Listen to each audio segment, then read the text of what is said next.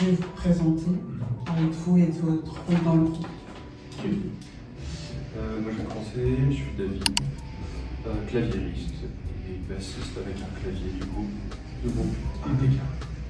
J'ai saxophoniste pour le groupe. Voilà, juste saxophoniste. Moi c'est Herman, du coup, batteur du groupe. Ok. Comment vous vous êtes rencontrés? Lui, ça fait longtemps que je le connais. Voilà, c'est mon cousin en fait. Ah, Voilà. vous êtes vraiment cousins? Ouais, du coup, mes parents le connaissaient, j'existais pas. Voilà. C'est vrai. Sinon, David et moi, on s'est rencontrés à la fac il y a 12 ans maintenant. Ouais, et du coup, après, j'ai connu Herman. Via David. Bien sûr. D'accord. Et quand le groupe s'est-il formé? Comment il est formé? Par la destruction d'une structure. Ouais, En fait, je travaillais dans une MJC, un peu comme celle-ci, Marie Sorangis. Et la mairie a décidé de fermer la structure. Du coup, histoire de fêter l'événement quand même avant, on a fait une grosse soirée. Et on a fait la musique ensemble de, je sais pas, 22h jusqu'à 6h du matin. 6 heures. Du coup, le premier morceau est né comme ça. Ouais. Et moi, le temps de me reconstruire professionnellement et de savoir ce que je voulais, quelques mois après, je les ai recontactés en me disant hey, en fait, c'était pas mal ce qu'on avait fait cette soirée-là. Et voilà. D'où vient votre passion pour la musique?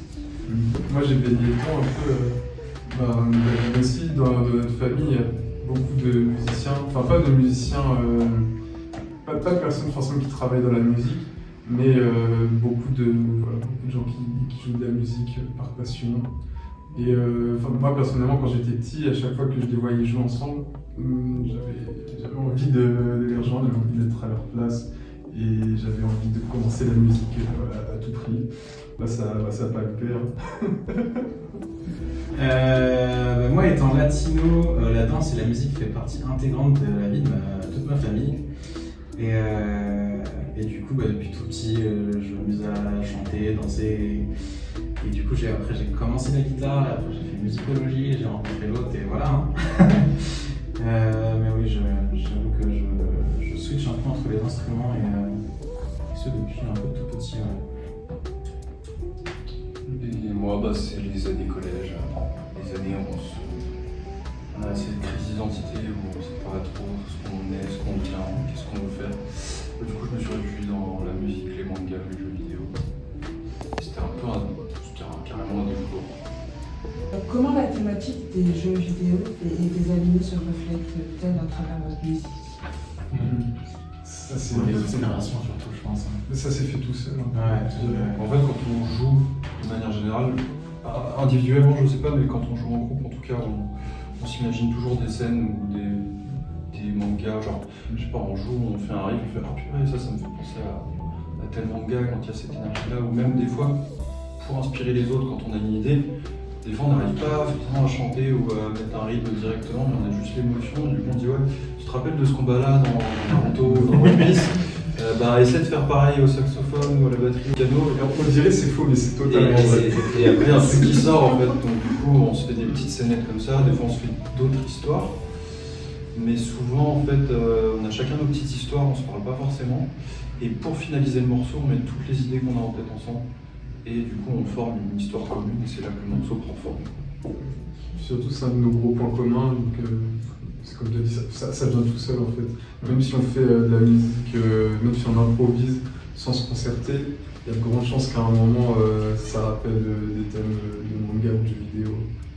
Et au-delà de manga, jeux vidéo, c'est surtout, en tout cas pour ma part, la force que ça a sur la personne qui regarde quand elle prend une image et un son en même temps. Je trouve que c'est hyper impactant. Pouvez-vous nous parler de votre première EP? Première EP. Bonne question ça. Il fallait l'écouter. Non, le premier EP, qu'est-ce qu'on peut dire dessus? Il s'appelle Journey. Il est sorti en janvier dernier, du coup. C'est l'aboutissement des 2 ans de Vertical. Et c'est complètement autoproduit. Il y a des investisseurs qui regardent penser à nous. Je vous jure, on mérite. Alors là, c'était très cool et on a quand même eu la volonté disons que grâce à l'EP, on s'est questionné sur qu'est-ce qu'on veut transmettre. Et du coup, ce qu'on a voulu transmettre, c'est quand même certains morceaux que vous allez voir ce soir qui font pas partie de l'EP, qui ont été faits par un autre graphiste. Et sinon, toute la partie son, on a fait avec Multicore Audio, qui est un home studio totalement indépendant.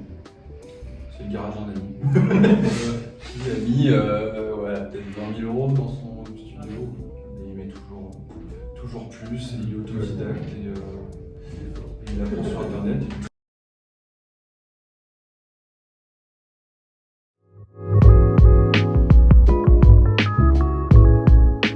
Blanc d'efforts avec frénésie, elle parvint à construire sa propre